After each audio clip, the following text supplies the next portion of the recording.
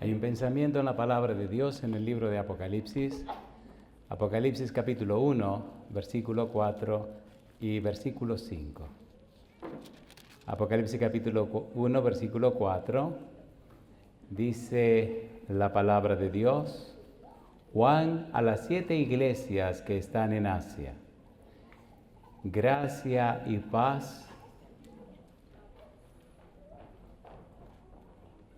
a vosotros,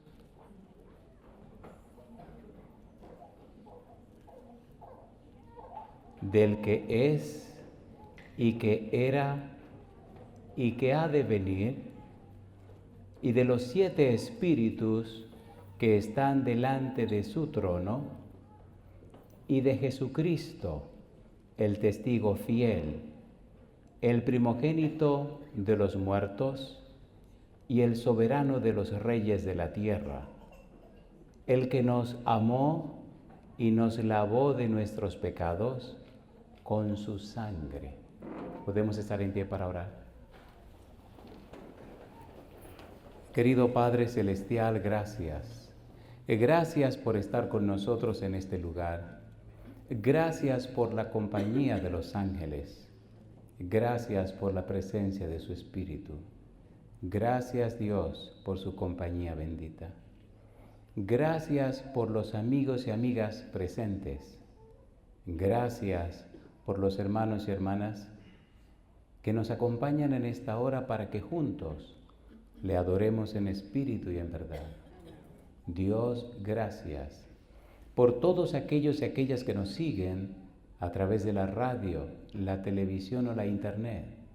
Señor querido, que todos y todas en esta hora puedan tener un encuentro real y personal con Cristo Jesús.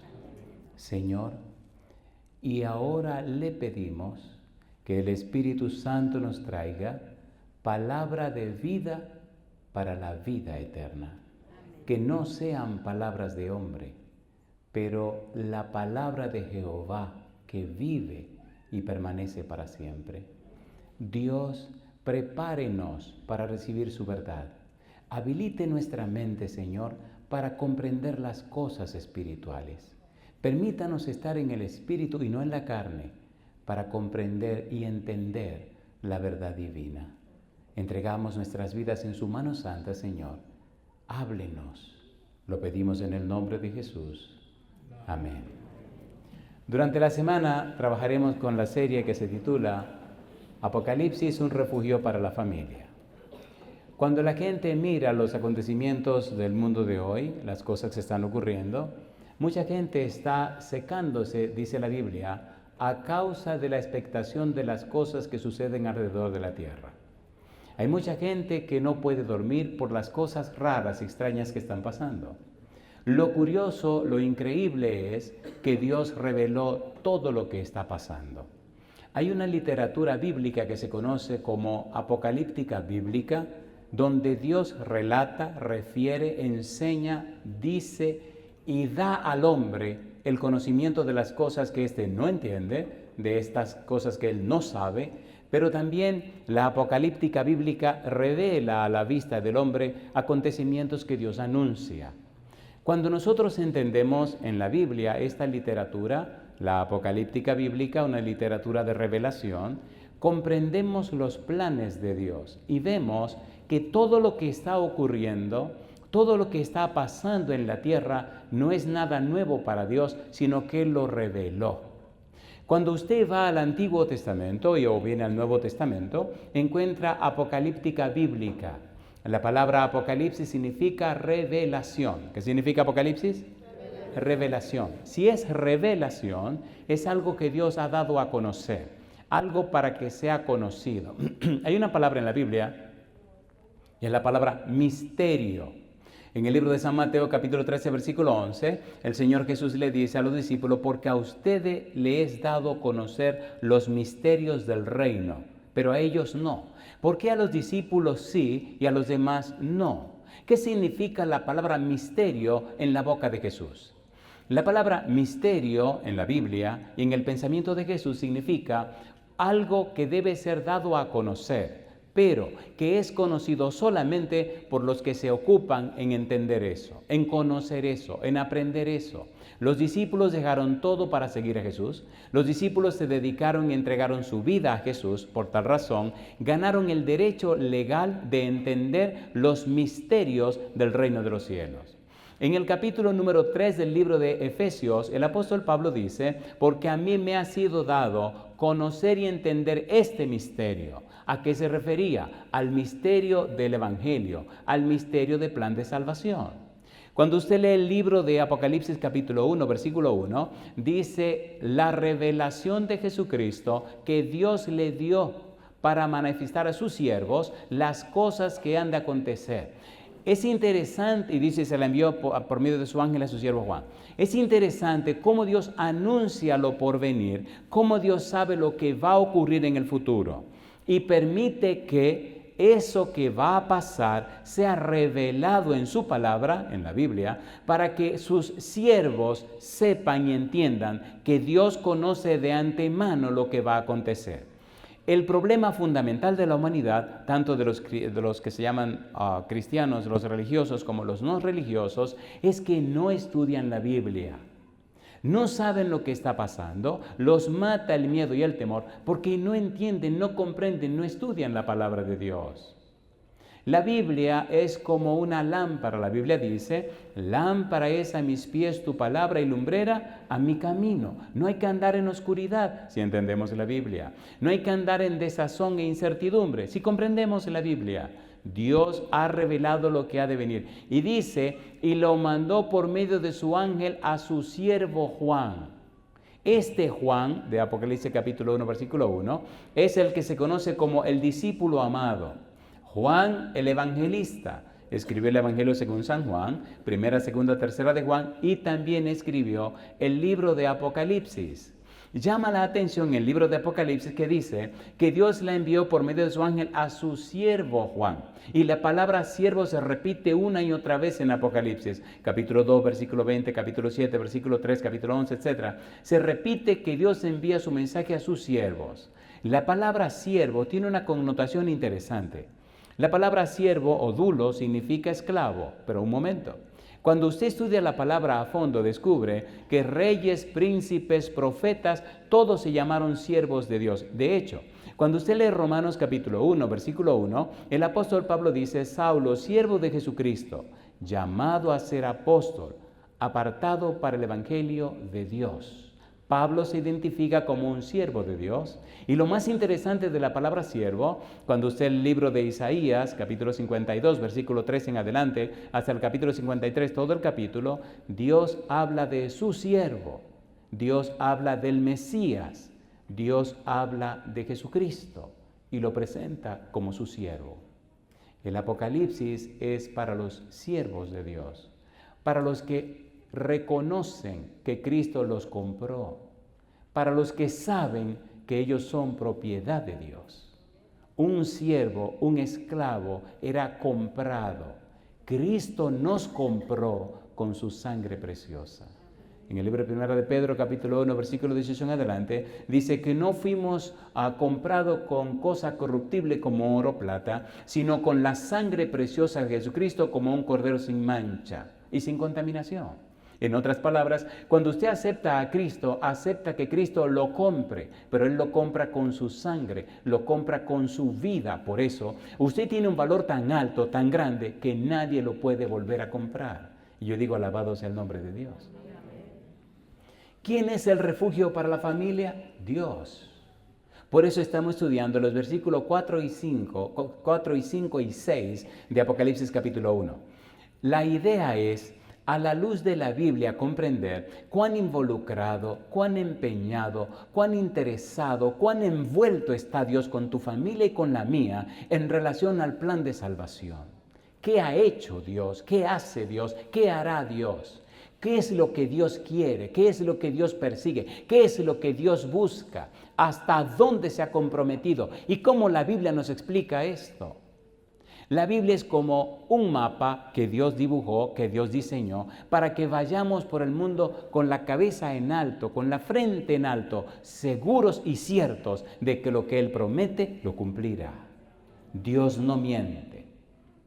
Y Él dice, mi palabra no volverá a mí como vacía, sino que hará todo aquello para lo cual yo la envié. Porque sus promesas son como fieles y verdaderas. Dios no miente. De allí que necesitamos entonces ir identificando a Dios, descubriendo a Dios a la luz y en la forma en que vamos descubriendo su palabra. ¿Cómo puedo descubrir su palabra para descubrir a Dios? En la medida que usted descubre la Biblia, va descubriendo a Dios. No hay otra forma, no hay otra manera, no hay otro lugar. La mejor forma ahora para entender y comprender a Dios es la Biblia. Y siendo que el Apocalipsis se llama revelación, descubramos lo que Él reveló, lo que Él revela, la persona de Dios Padre, la persona de Dios Hijo, la persona de Dios Espíritu Santo a la luz de la Biblia, para comprender y entender que papá y mamá, que los hijos, la familia completa, en medio de la crisis, puede levantar la cabeza en alto y decir, yo sé que mi Redentor vive. Yo digo, alabado sea el nombre de Dios. Cuando leemos la Biblia, descubrimos que para entenderla necesitamos comprender que nuestra mente carnal no está capacitada para ello. Escuche lo que voy a decir ahora con mucho cuidado. Muchas veces nos empeñamos en nosotros entender la Biblia, pero es imposible comprender las cosas espirituales con una mente carnal. Más bien, necesitamos llenarnos de la Biblia para que la Biblia forme en nosotros la mente de Cristo y entendamos las cosas espirituales. ¿Se entendió el disparito ese? ¿El disparo? ¿Se entendió o no se entendió? A ver, si usted quiere entender chino, ¿qué idioma debe aprender a hablar? Chino, mandarín. Entonces, la Biblia es la palabra de Dios. La Biblia es espiritual. Necesitamos entonces que la misma Biblia forme en nosotros la mente de Cristo para entender las cosas espirituales. Porque lo espiritual se discierne, como dice la Biblia, espiritualmente. Pero pastor, ¿y cómo ocurre? Vayamos a la Biblia, San Juan capítulo 6, versículo 63. Vamos a estudiarlo a la luz de la Biblia. Veamos cómo se entiende esto. Recuerde, estamos hablando de la deidad, estamos hablando del interés que Dios tiene en darse a conocer.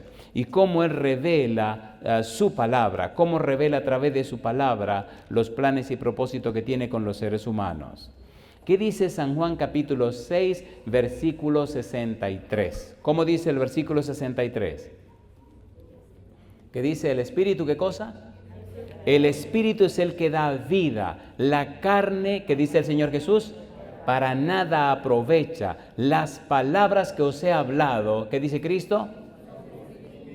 Son espíritu y son ¿qué cosa? Y son vida. ¿Qué cosa es la palabra de Dios? Dice, las palabras que os he hablado son espíritu y son vida.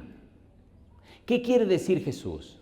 La palabra de Dios es inspirada por el Espíritu Santo. Dice en 1 de Pedro capítulo 1 que los santos hombres de Dios hablaron siendo inspirados por el Espíritu Santo. Si la palabra de Dios es espíritu, si la palabra de Dios es espiritual, necesitamos entonces que el Espíritu Santo nos habilite y nos capacite para entender las cosas espirituales. En Romanos capítulo 8, versículo 7, el apóstol Pablo dice, porque la intención de la carne no se sujeta a la ley de Dios ni tampoco puede. Siendo que la carne no entiende las cosas espirituales, necesitamos precisamente estudiar la Biblia para que la Biblia nos cambie, para que la Biblia nos transforme, para que la Biblia nos habilite y nos capacite para entender las cosas espirituales. Al reunirnos, al congregarnos, al abrir la palabra, al leer la palabra, el Espíritu Santo toma su palabra y empieza a trabajar en nuestra mente. En la medida que vamos creciendo en ese conocimiento, al entrar en el mundo espiritual, Dios comienza a hacer de nosotros participantes de una simiente que no es de la tierra. Primera de Pedro capítulo 1, versículo 23. Vamos rapidito, mire qué cosa linda.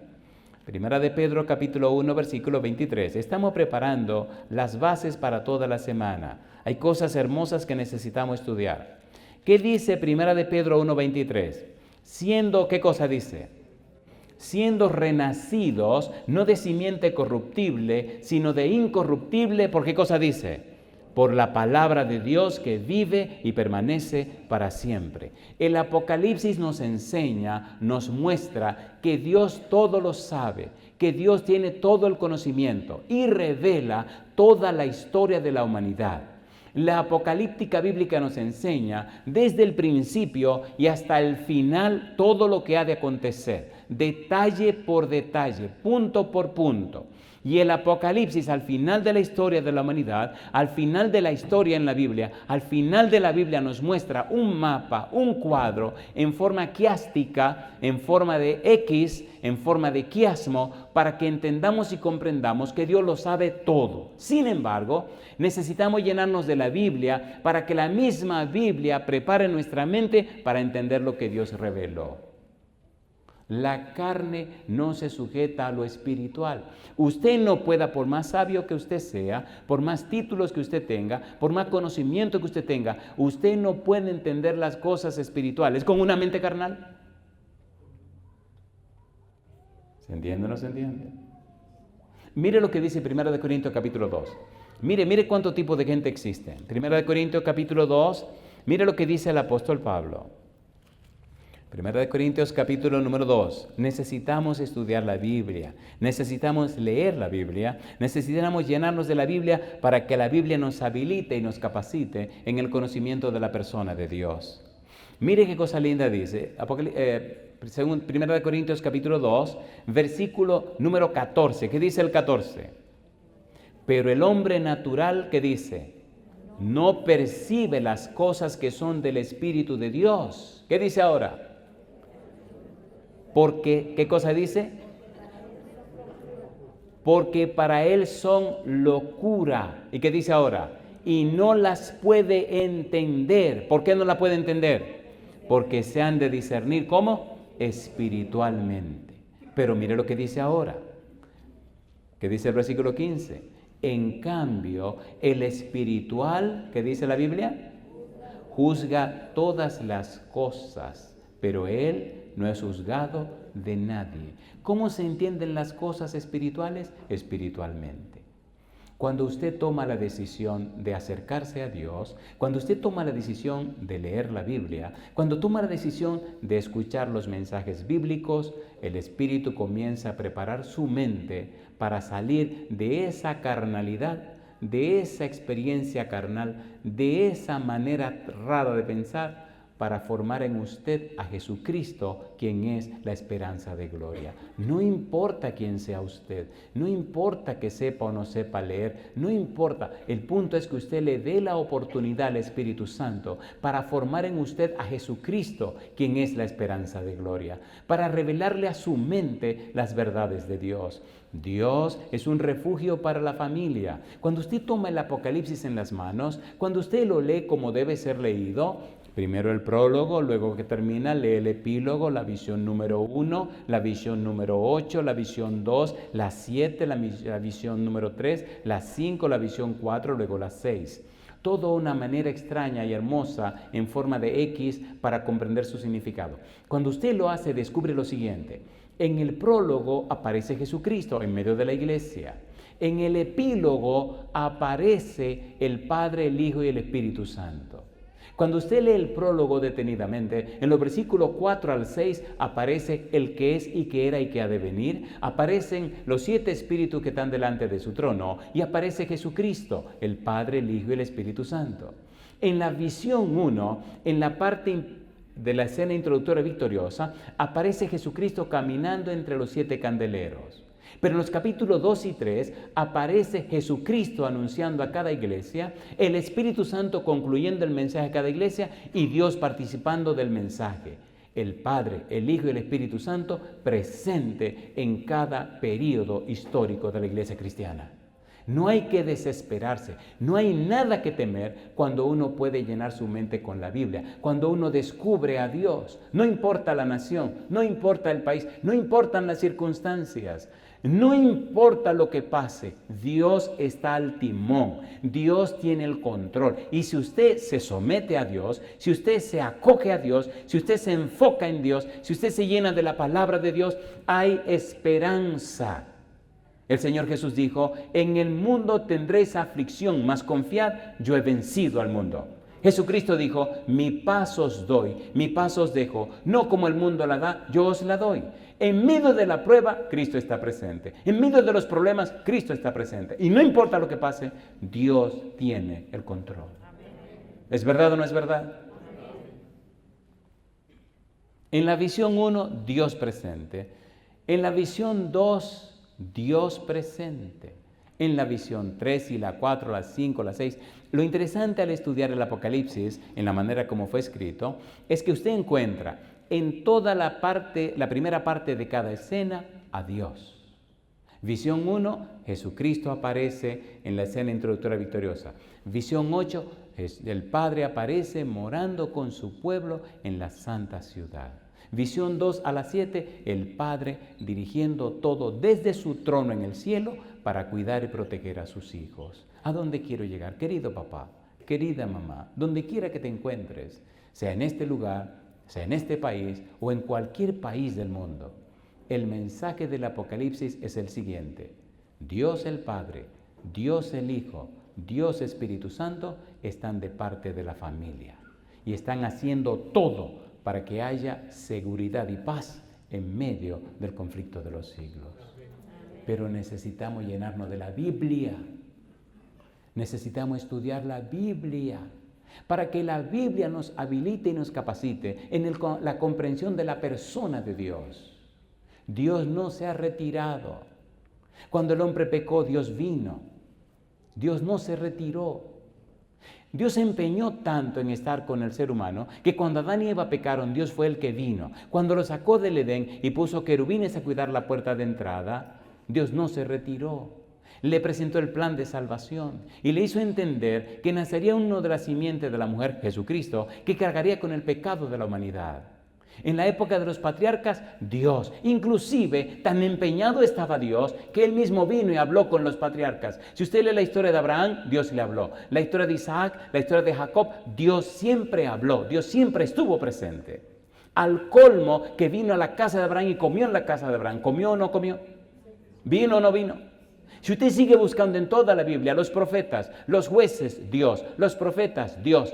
El final de la historia, ¿recuerdan la historia de Moisés, el libro de Éxodo? Pregunto, ¿no mandó Dios a hacer un santuario? ¿Lo mandó a hacer o no lo mandó a hacer? ¿Quién iba a estar en el santuario? Dios. ¿Quién estaba en la nube de noche para proteger al pueblo? Dios. ¿Quién estaba en la columna de fuego de noche y la columna de nube de día? Dios. Y de noche de fuego, Dios. Dios presente. Y cuando todo pasó en el Antiguo Testamento, ¿quién se hizo hombre y vino a la tierra? Dios. Cuando leemos la Biblia, cuando comprendemos la Biblia, cuando nos llenamos de la Biblia, nos llenamos de fe y de esperanza. Dice Romanos 10:17, así que la fe por el oír, ¿por qué? Por la palabra de Dios. Queridos, queridas, necesitamos estudiar la palabra de Dios. En la medida que estudiamos la palabra de Dios, entonces el Espíritu nos cambia y nos transforma y produce en nosotros un nuevo nacimiento. Recuerda lo que leímos de 1 de Pedro 1:23, renacidos, no de simiente corruptible, sino de incorruptible por la palabra de Dios que vive y permanece para siempre. En todo el universo no hay un lugar más extraordinario que la tierra. Te dirá, ¿qué le pasa a este predicador? Déjeme hacerle una pregunta. ¿En cuál de los mundos que existen en el universo Dios se hizo hombre? Aquí. ¿Dónde de todos los mundos que existen caminó Dios por la tierra? Aquí. ¿Cuál humanidad tomó el Señor Jesucristo cuando se hizo hombre? La nuestra. Por tal razón, pasaremos la eternidad, ¿dónde? En la casa de Dios. ¿Somos privilegiados o no somos privilegiados? A ver, ¿sí o no? Vamos a vivir con los ángeles en la casa de Dios y hay creaciones en el vastísimo universo y no tienen ese privilegio. Sin embargo, nosotros sí. Por eso cada mañana cuando abro los ojos digo, alabado sea Dios, voy a vivir en la casa de Dios. Apocalipsis capítulo 21, vamos a leerlo.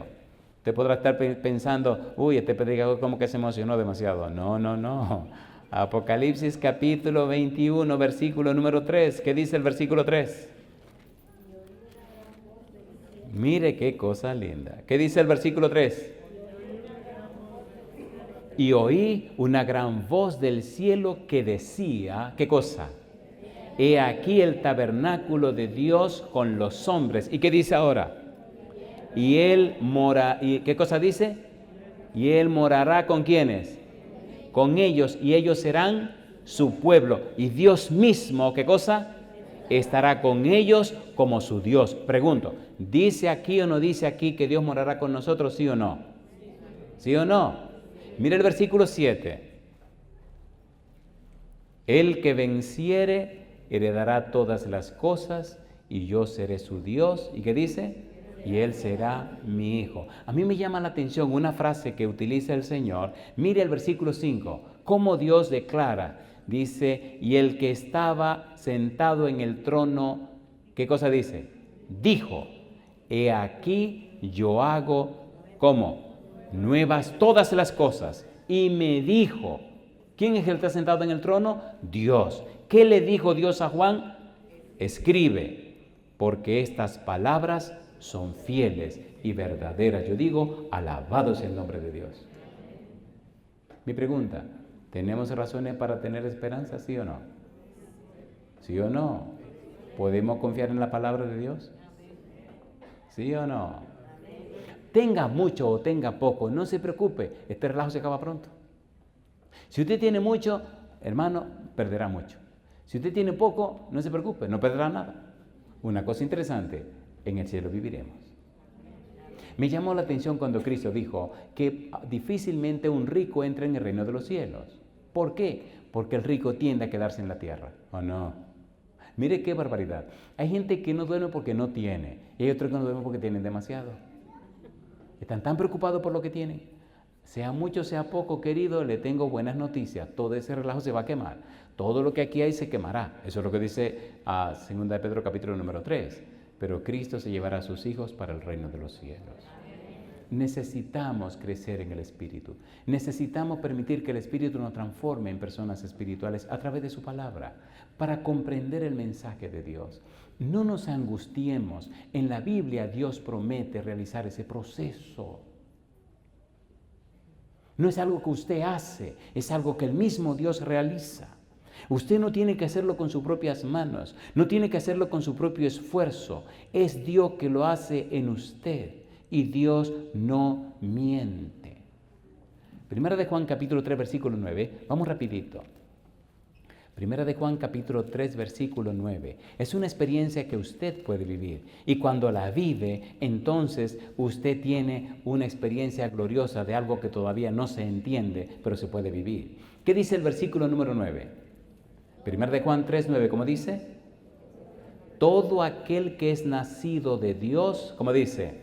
No practica el pecado, porque la simiente de Dios permanece en él y no puede pecar porque es nacido de Dios. ¿Qué es lo que está diciendo el apóstol Juan? Él está diciendo que la simiente de Dios no peca ni puede pecar. ¿Sí o no? ¿Qué es lo que no peca ni puede pecar? La simiente de Dios. Ahora, ¿qué es lo que no puede dejar de pecar? La simiente de nuestros padres. ¿Recuerda cuando leímos 1 de Pedro 1:23 que dice renacidos? ¿Se acuerda o no se acuerda? A ver, ¿se acuerda o no se acuerda? ¿Se acuerda o no se acuerda?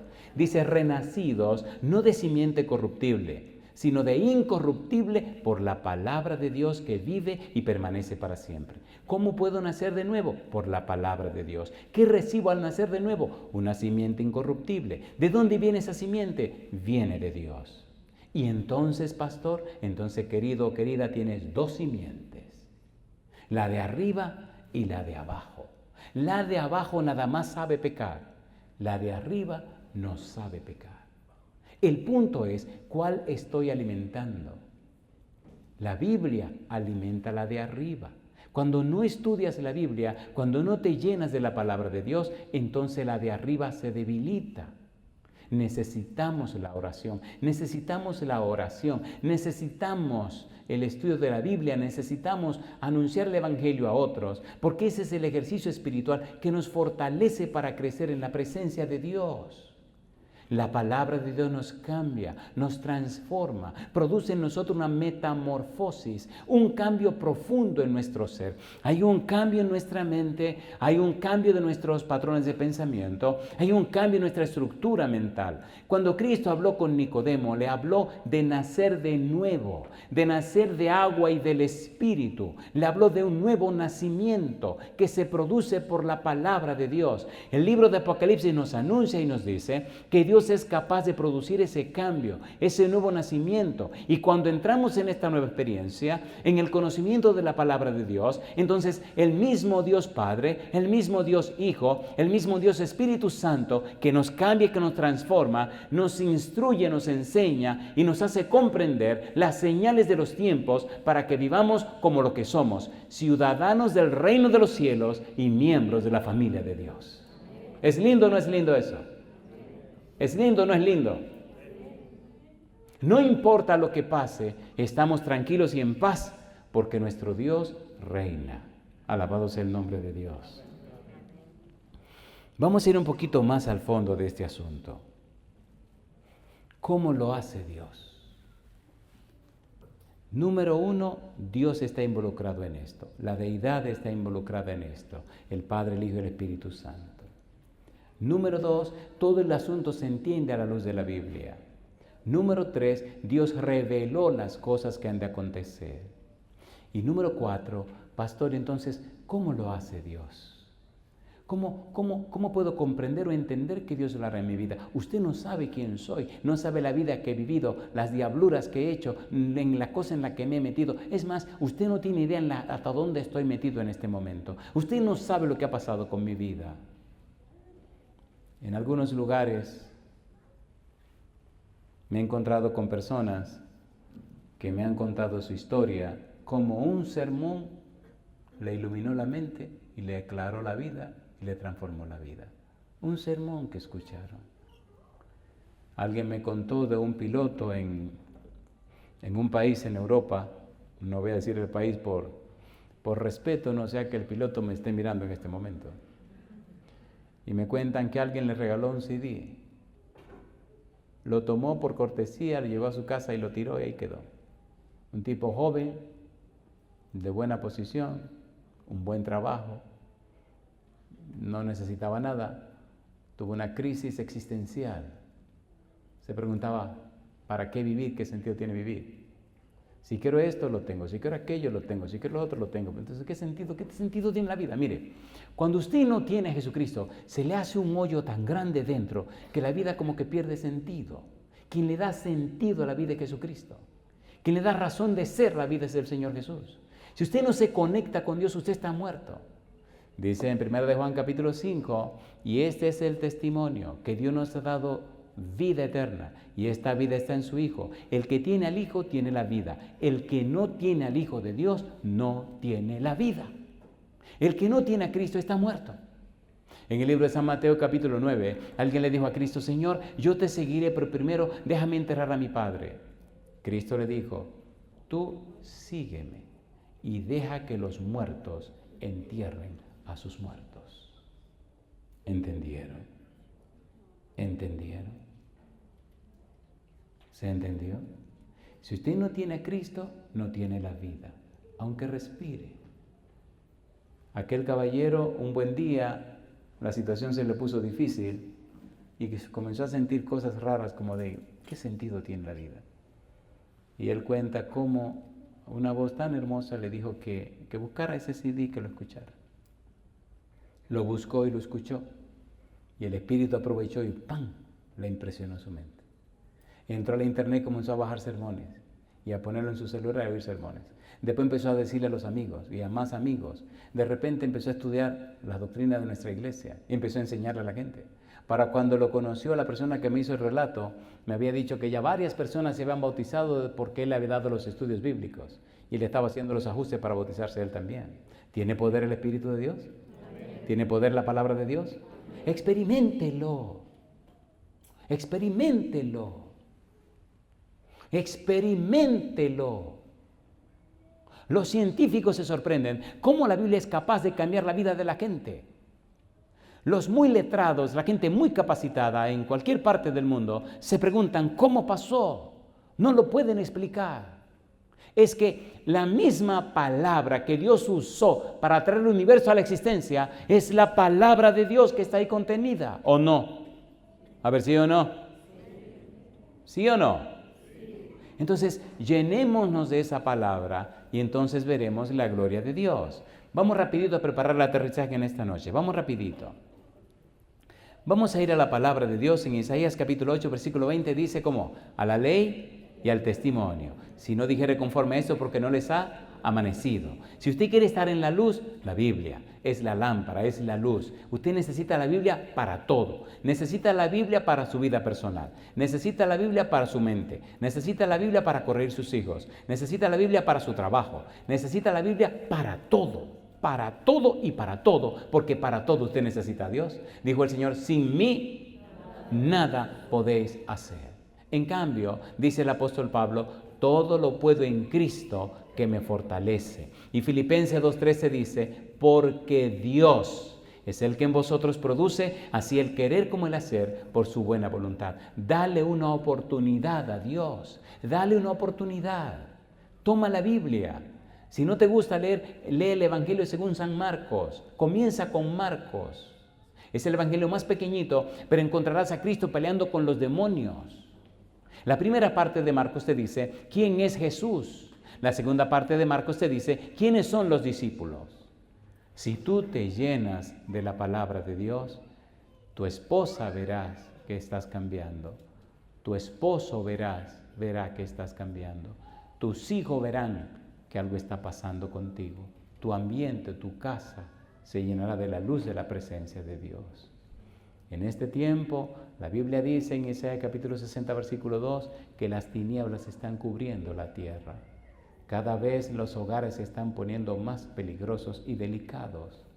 Cada vez las relaciones entre los esposos se están poniendo más crítica y peligrosa. Cada vez los hijos están siendo más acabados. Cada vez hay más crisis en los hogares y en la misma sociedad y el mundo. Hay una sola persona que puede resolver el problema. Esa persona se llama Dios. Necesitamos volver a Dios. Necesitamos encontrarnos con Él. Es de vida o muerte volver a Dios. Es imprescindible volver a Dios. Pero la pregunta, pastor, ¿cómo lo hace Dios? ¿Cómo yo puedo entender que Dios lo hace? Y si lo hace, ¿cómo lo hace? ¿Cómo produce ese cambio? ¿Cómo es posible que me cambie si soy como soy, soy quien soy? Hay un pensamiento en el libro de 1 Tesalonicenses, en el capítulo número 5. Mire cómo lo dice el mismo Dios.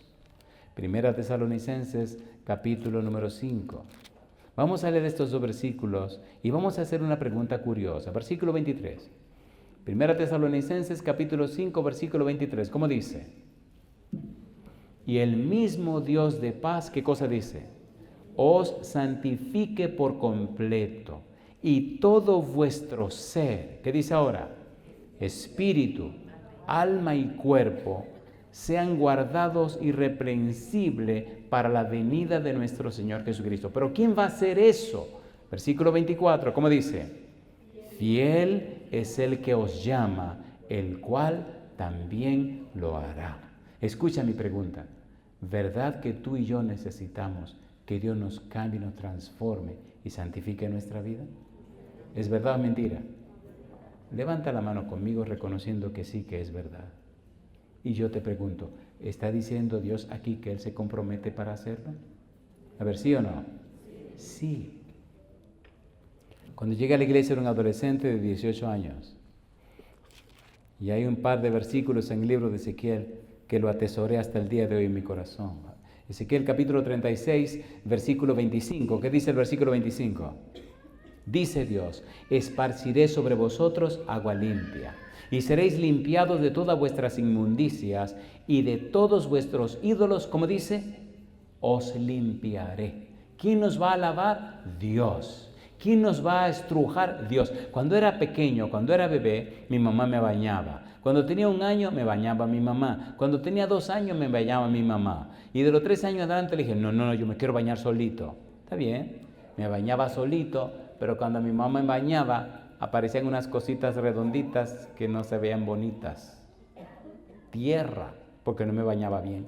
¿Ve lo que te digo? Y por aquí me estrujaba duro, que me ardía de tan duro que me estrujaba. ¿Sabían bañar la mamá o no saben bañar? A ver, ¿saben o no saben? Te ponen al hilo, compadre, quedaba ardiendo porque me estrujaba duro. Dios sabe cómo estrujarte también. Entonces esa bobería te la puede arrancar de la vida, ¿o no? Dios sabe cómo estrujar y dónde estrujar y cómo hacerlo y cómo bañarte y cómo arreglar las cosas. No importa cuán bajo hayas caído, no importa en cuánta diablura te hayas metido, el Señor dice, ven mi negro, yo te voy a bañar, yo sé cómo hacerlo. Y te va a poner por el hilo, te va a poner como tiene que ser. Me decía mi hermana, tú te ves más blanco ahora. Cosa linda, mamá. Dice el versículo número 26, mire qué cosa linda. ¿Cómo dice el versículo 26? Os daré corazón nuevo y pondré espíritu nuevo dentro de vosotros y quitaré de vuestra carne el corazón de piedra y os daré, ¿qué cosa dice? Un corazón de carne. Mi pregunta, ¿es Dios que se está comprometiendo? Sí. Elohim, el Padre, el Hijo y el Espíritu Santo, la autoridad suprema, el gobierno divino, se compromete a transformar tu vida. ¿Quieres tú que Dios te transforme la vida? ¿Que te haga hacer lo que tú siempre has anhelado ser? Ponte en pie conmigo, ponte en pie conmigo, ponte en pie conmigo. Y mira cómo termina este versículo 27. Mira qué cosa linda. Dice el versículo 27. ¿Cómo dice el 27? Y pondré dentro de vosotros mi espíritu y haré que andéis en mis estatutos y guardéis mis preceptos y los pongáis por obra. Sí, el Apocalipsis nos habla de un Dios soberano, de un Dios todopoderoso, y toda la Biblia nos dice que sus promesas son fieles y verdaderas, y nos anuncia que para este tiempo final Dios levanta a su pueblo. Dios está al frente de sus hijos y Dios quiere cambiarlo y transformarlos para anunciarle al mundo que hay un pueblo que le espera y Él viene a buscar. ¿Eres tú parte de ese pueblo? ¿Quiere que tu familia esté presente aquel día? ¿Quiere que tus hijos y tus hijas y tu hogar completo ascienda a las nubes de los cielos para recibir a Cristo en el aire? Queridos y queridas, el Señor viene muy pronto. Su palabra así lo anuncia, su palabra así lo dice, y Dios no miente. Permíteme terminar con dos preguntas interesantes. ¿Se ha mantenido la palabra de Dios a pesar de los conocimientos científicos? Sí. ¿Se mantuvo la palabra de Dios a pesar de la antigüedad, el oscurantismo? Sí. ¿Ha vencido la Biblia todas las críticas y todas las cosas que se han dicho? Sí. ¿Se ha mantenido la palabra de Dios por encima de todas las cosas? Sí. ¿Ha estado la Biblia por encima de todos los conocimientos tecnológicos? Sí. ¿Ha podido el hombre destruir la palabra de Dios? No. Entonces, si ella ha pasado todas las pruebas, aférrate a ella. Y que tu familia se aferre también, porque Dios terminará como Él dijo. Mi palabra no volverá a mí vacía. El Apocalipsis nos confirma, nos asegura y nos garantiza que Dios triunfará, que Dios saldrá airoso. Y tu familia debe estar ahí. Yo quiero orar esta noche de una manera muy especial por esas personas que saben que necesitan una reparación espiritual. El Espíritu Santo tiene que venir con su caja de herramientas para ajustarle ciertas cosas y hacer ciertos ajustes espirituales. Seamos sinceros, ¿verdad que necesitamos ajustes espirituales? A ver, ¿sí o no? Algunos dicen ajustes, a mí hay que hacerme una reparación completa. Pues Él sabe cómo hacerlo. Él dice el Señor, yo repararé tu espíritu, alma y cuerpo. Tu mente la repararé. Tus sentimientos y emociones los repararé y tu cuerpo lo repararé. Te voy a lavar y a limpiar el cuerpo. Te voy a cambiar los sentimientos y emociones de tu corazón y voy a poner mi espíritu dentro de tu mente. Yo me comprometo a hacer eso. ¿Acepta usted que Dios lo repare? Oiga, vamos a ver, cuando la gente viene a los talleres, algunos vienen a arreglar un asunto del motor, pero otros vienen con el carro acabado, compadre. El carro se lo chocaron, el motor salió y no se sabe ni por dónde, y hay que dejarlo en el taller para que lo reparen completo. ¿Hay algún carro en esa condición esta noche aquí? ¿Alguien tiene esa condición que hay que repararlo completo? Y entonces el mecánico agarra el carro y lo hace, cuando sale del taller, sale nuevecito. ¿Han visto esos carros? No lo han visto. Que nadie lo puede creer. ¿Hay alguien así que necesita una reparación completa? Qué bueno. Bueno, ya veo una mano que necesita reparación completa, alabado sea Dios. Aquí hay otra mano. Bueno, estas reparaciones completas, como es tan raro encontrarla, ¿le parece bien si lo traemos aquí arriba para nosotros todos conocerlo? Venga, amigo, venga conmigo aquí al frente, venga. Y el que levantó la mano, venga también. Todos los que tienen que hacer una reparación completa, les voy a pedir que vengan conmigo. Suban por esta escalera. Venga, amigo, no tenga miedo. Suban por aquí, venga, sin ningún temor, venga. ¿Hay alguien más que necesita una reparación completa? Usted puede ser hipócrita y decir que no y quedarse sentado y bajar su mano, pero si usted tiene un corazón, venga por aquí, mi amiguita. Las personas que necesitan reparación completa, alabados a Dios, vengan por este lado. Le tengo buenas noticias. Cristo tiene un taller y tiene un empleado tiempo completo que se llama Espíritu Santo. En segunda de Corintios, capítulo 3, versículo 18, dice que somos transformados de gloria en gloria como a su imagen por el Espíritu. Alabado sea el nombre de Dios. Queremos orar por todo lo que necesitan reparación completa. Se le dañó la carrocería, se le dañó el sistema eléctrico, se le dañaron las llantas, se le dañó el motor, se dañó todo. Entonces hay que traérselo al mecánico. El Espíritu Santo va a empezar esta noche a martillar. Hay personas que reparan autos y tienen un asunto que parece una grúa, donde agarran el chasis y hasta se lo enderezan. ¿Han visto eso o no lo han visto? ¿Alguien aquí que trabaja con carros? ¿Alguna persona que trabaja con carros aquí, arreglando carros? ¿Algún mecánico? ¿No hay nadie aquí de esa cuestión? Han perdido, mire cuánto trabajo hay aquí. Mire cuánto trabajo. ¿Hay alguien más que necesita reparación? No se avergüence de reconocer ante Dios que usted necesita reparación. La mayor tragedia del cristianismo hoy es cristianos que están acabados y fingen que no están acabados. Motores fundidos que no pueden ni caminar y arreglan por fuera para aparentar, pero ya están fundidos. ¿O no están fundidos? A ver si yo no. Hay países donde tengo que ir y vienen personas a entrevistarse y lo que me dicen es, fundido, pastor, este motor está fundido. ¿Qué le parece si hacemos un cambio de motor? Dice, no me cambien el motor, yo creo que me arreglen este motor. Bueno, pues el Espíritu Santo sabe. Alguien contó que cierta vez una dama estaba en la calle, el carro no quería encender y alguien venía en un carro muy fino y el auto se detuvo. Salió un señor muy elegante, vestido muy elegantemente, con smoking y todo, y llegó a donde estaba la dama y le preguntó, ¿el carro no quiere encender? No. ¿Me permite, por favor? Sí. Dele a encender. Y la dama le dio el carro, hizo apenas un pequeñito ruido. Él se sonrió con todo y su smoking y su camisa con sus gemelos y todo lo que fuera. Sacó una pluma que tenía, se inclinó en el motor, metió la cabeza por allá abajo, hizo una cosita por allá, se devolvió y la miró, se sonrió, sacudió su lapicero, se lo puso y dice, enciéndalo ahora. Y la mujer le dio, ¡boom!, se encendió el carro. Y ella lo miró y dice, oh, pero ¿cómo usted sabe? Y él se sonríe y dice, yo fui que diseñé ese motor. Y se fue. ¿Entendieron? ¿Entendieron? ¿Quién diseñó estos motores? Dios.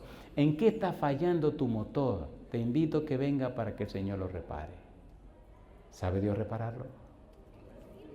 Entonces, venga con nosotros y vamos a orar para que Dios le repare el motor.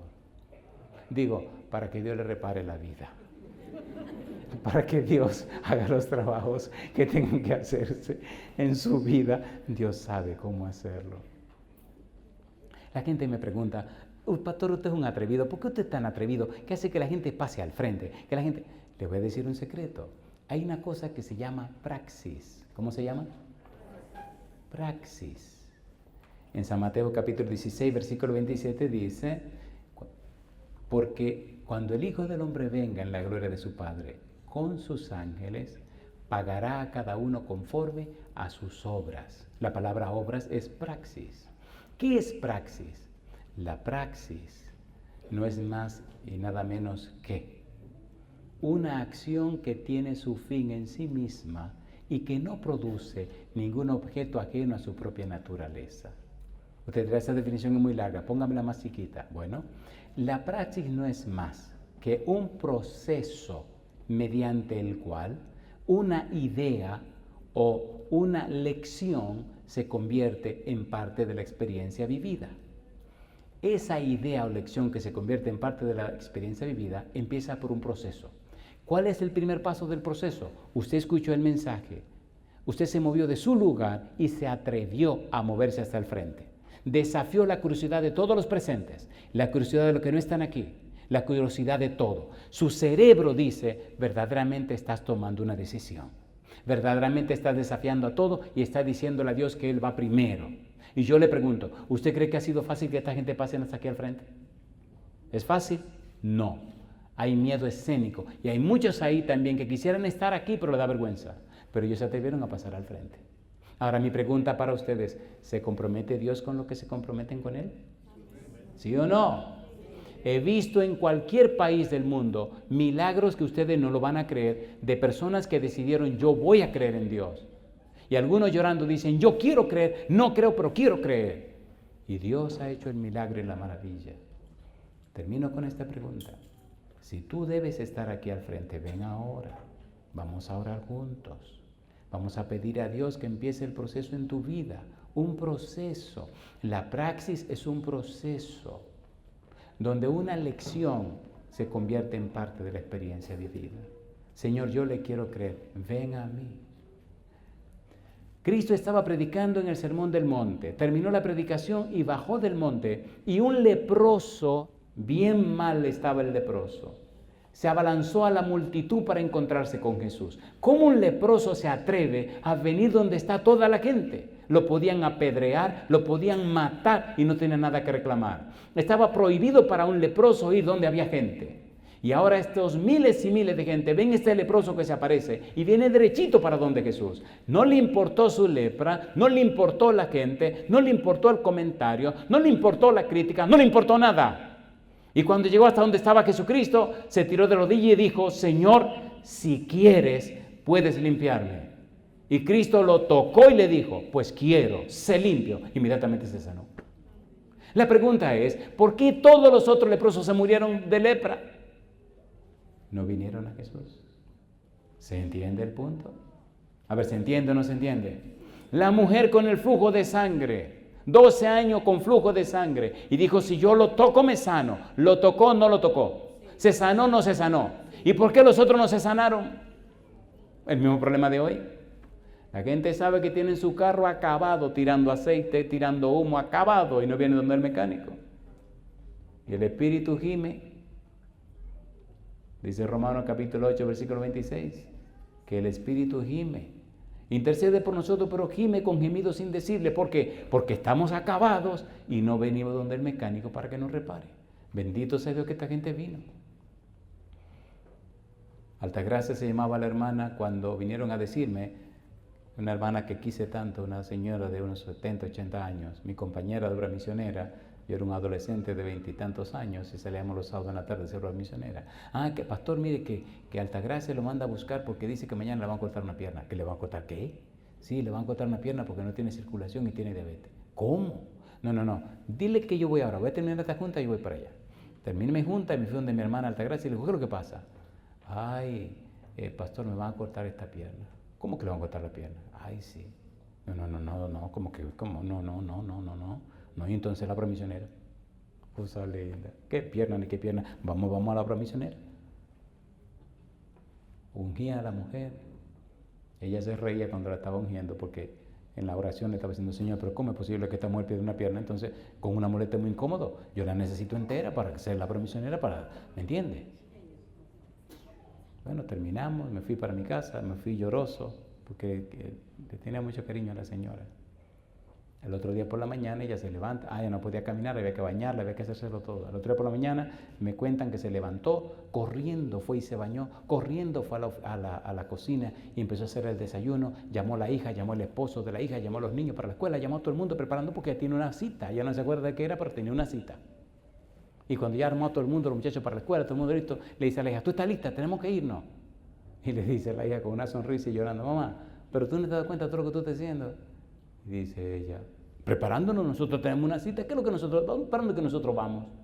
Le dice la hija, mamá, ¿pero qué te van a cortar la pierna? ¿Cuál pierna? Dice, ¿cómo que cuál pierna? Acuérdate que la cita es para cortarte la pierna. Dice, no me diga. Sí, pero claro, ¿verdad? Y entonces, ¿cuándo? Pero cortarme la pierna, ¿pero por qué? Y la hija comienza a reírse y a llorar. Mamá, tu pierna está bien. Fuimos donde ella fue donde el médico con su mamá, le revisaron su pierna estaba. Y le pregunta al médico, ¿y qué fue lo que pasó? Le dice ella, anoche yo le oraba a Dios y después que el pastor me ungió, yo sentía toda la noche como que millones y millones de hormiguitas me estaban correteando por dentro de la pierna. Y me hacía así, me hacía así. Yo pregunto, ¿reactivó Dios la circulación de esa pierna, sí o no? ¿La reparó o no la reparó? Pues Él sí sabe reparar. Vamos a orar ahora para que Dios empiece a reparar a estas personas que están aquí, a las que no pudieron pasar por vergüenza y a ustedes que están allá en cualquier lugar del mundo siguiendo esta programación. Oramos. Querido Dios, presentamos a estas personas que han desafiado a todos los presentes y a todo el público que no está presente, que nos sigue a través de la internet o a través de la televisión. Presentamos a estas gentes, Señor.